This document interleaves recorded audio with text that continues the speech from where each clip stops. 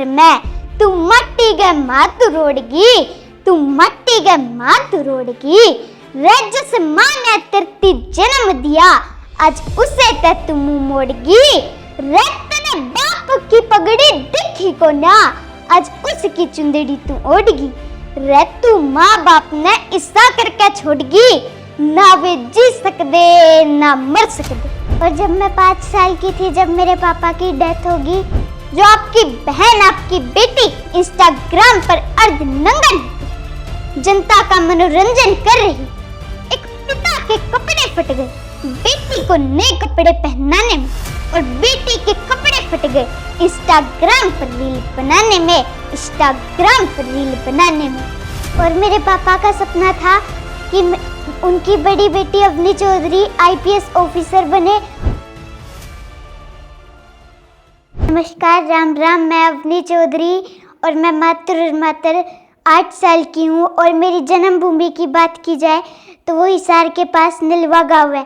तो आज मैं आई हूँ जोश हरियाणा पे अपनी कहानी बताने खातिर। और जब मैं 5 साल की थी, जब मेरे पापा की डेथ होगी, और 3 साल हो गए अब तक। और मेरे पापा का सपना था कि उनकी बड़ी बेटी अवनी चौधरी IPS ऑफिसर बने, और मैं एक दिन मेरे पापा का सपना ज़रूर पूरा करूँगी।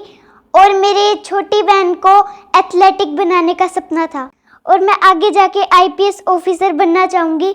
और अब भी मैं धीरे धीरे जो मैं आज यहाँ तक पहुँची, पहले तो मैं कुछ भी नहीं थी, लेकिन धीरे धीरे भाई MS जादूगर सम्राट के प्रोग्राम में मैं गई, और फिर धीरे धीरे उन्होंने मेरी जान पहचान बनाई, और आज मैं यहाँ तक पहुँची हूँ। और मुझे पूरी उम्मीद है कि मैं IPS ऑफिसर भी एक दिन ज़रूर बनूँगी।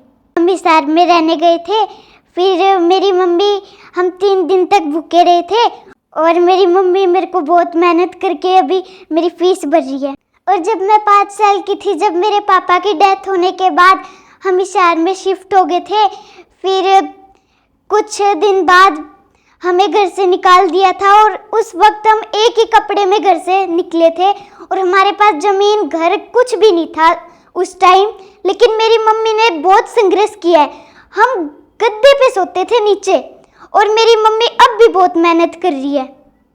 और अब हम हिसार में ना किराए पर रहते थे, फिर उधर का किराया हमसे हुआ नहीं, तो फिर हम गांव में शिफ्ट हो गए थे।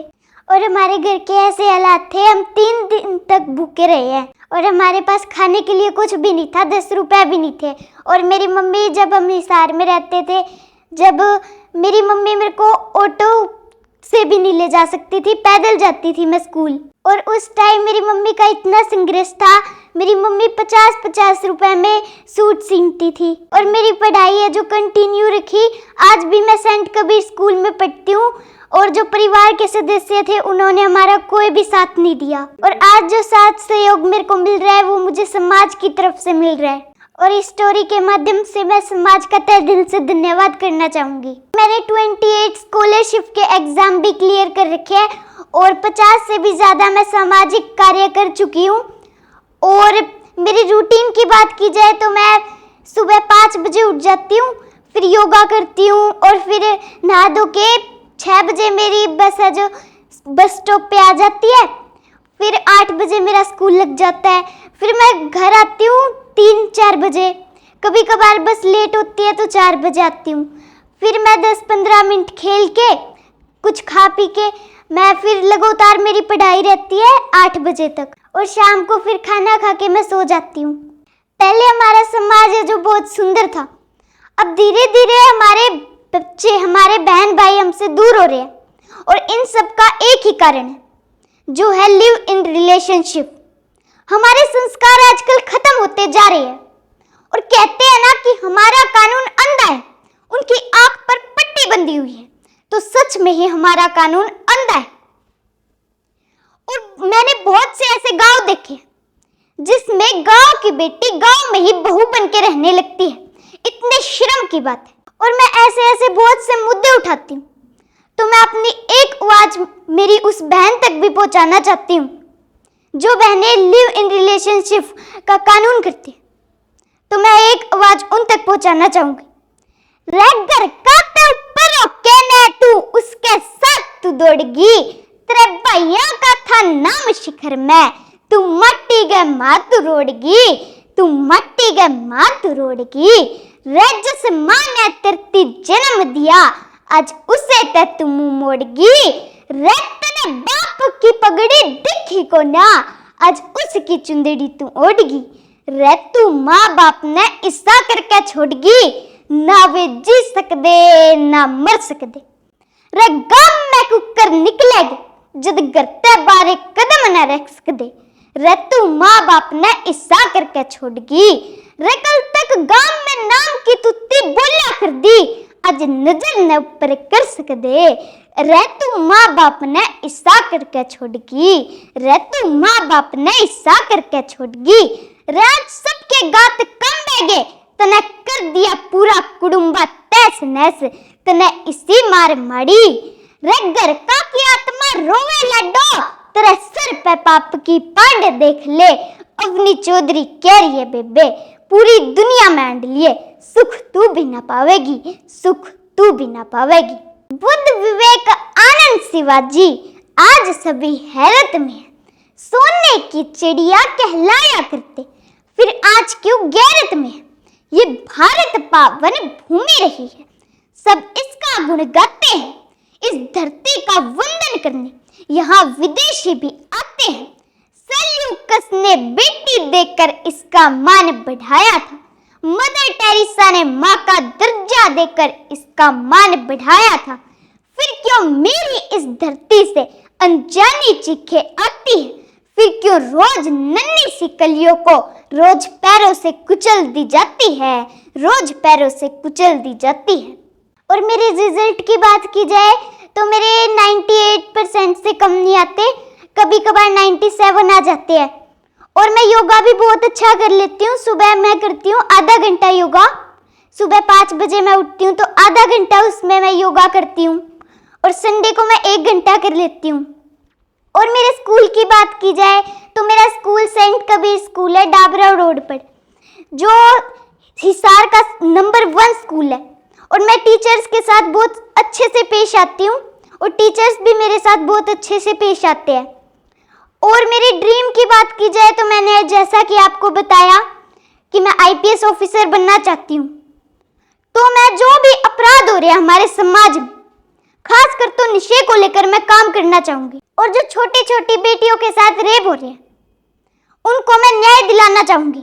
और जो गरीब बच्चा, चाहे उसमें किसी भी टैलेंट, कोई भी टैलेंट हो, मैं उनको सपोर्ट करूंगी, क्योंकि मेरे में भी टैलेंट था। और मेरे भाई MS जादूगर सम्राट मेरे टैलेंट को बाहर लेके आए, तो मैं उन गरीब बच्चों के भी टैलेंट को बाहर लेके आऊंगी। सबसे मेरी हाथ जोड़ के यही विनती है कि आप जो नशा हो रहा है उससे आप खास कर तो दूर रहिए, क्योंकि अवनी चौधरी नशे की मुहिम को लेकर सबसे ज्यादा काम कर रही है। महोदय, मेरी मातृभूमि भारत है, जहां स्वामी विवेकानंद जी, सरदार वल्लभ भाई पटेल, महात्मा गांधी, भगत सिंह जैसे महापुरुषों ने जन्म लिया था। और आज उसी मातृभूमि का युवा तेज गति से नशे की चपेट में फंसता हुआ नजर आ रहा है। इस नशे ने हमारी युवा शक्ति को इस प्रकार जकड़ रखा है जैसे एक शिकारी अपने शिकार को जकड़ता है। वर्तमान में कुछ अनुमान के अनुसार 7.13 करोड़ लोग नशे के आदी पाए गए और 10 लाख से भी ज्यादा लोग चिट्टे के आदी पाए गए। महोदय, यह एक दलदल है जिसमें बस एक कदम रखने की ही देरी है। महोदय, नशा एक ऐसी समस्या है जो एक इंसान के साथ साथ उसके पूरे परिवार को नष्ट कर देता है। परिवार नष्ट होगा तो समाज नष्ट होगा, समाज नष्ट होगा तो अखंड भारत को छिन्न भिन्न होने में समय नहीं लगेगा। आखिर कब तक अपनी इज्जत यूं ही लुटाएगी बेटियां? आखिर कब तक रावण के सामने यूं ही गिड़गिड़ाएगी बेटियां? जब ये चूड़ियों वाले हाथ जब मजबूत होंगे तो रावण की लंका खुद ही जलाएगी बेटियां, खुद ही जलाएगी बेटियां। इस समाज से न जाने कब बेटा बेटी के भेदभाव की बुराई मिटेगी और न जाने कब तक बेटियां सिर्फ रसोई में ही घुटेगी और न जाने कब तक हर युग में सीता को अग्नि परीक्षा देनी पड़ेगी और न जाने कब तक द्रौपदी की इज्जत यूं ही लुटेगी। अगर बेटियां नहीं होगी तो यह संसार नहीं होगा। फिर माँ, बहन, बेटी, पत्नी का किरदार नहीं होगा। वास्तव में मेरा देश तरक्की तब करेगा जब किसी भी बहन बेटी का बलात्कार नहीं होगा। बलात्कार नहीं होगा। कहाँ और किस किस से खुद को बचाएगी बेटियां? हर रोज हर नई गली में नए रावण से टकराएगी बेटियां। और सड़कों पर खड़े होकर लड़कियों को घूरने वालों, एक दिन तुम्हारे घर भी एक नन्ही सी परी आएगी। एक नन्ही सी परी आएगी। मेरी बहनों, रील पर नृत्य करने वाली अपना रोल मॉडल मत बनाओ तुम, बल्कि मेरी देश की उन महान वीरांगनाओं के रास्ते को अपनाओ तुम। कल्पना चावला की तरह अपने सपने पूरे करो और रानी लक्ष्मीबाई की तरह हथियार उठाकर अपनी इज्जत खुद ही बचाओ तुम। इतनी नाजुक भी ना बनो कि जला दे धूप तुम्हें। इतने अत्याचार सहने पर भी क्यों हो तुम चुप?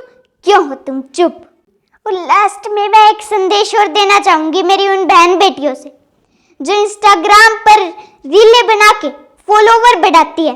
तो मैं उनसे पहले तो उनके माता पिता से बोलना चाहती हूँ, उन अभिभावकों से, उन पतियों से कि गजब का कलेजा है आपका, जो आपकी बहन, आपकी बेटी इंस्टाग्राम पर अर्धनंगन होकर जनता का मनोरंजन कर रही है।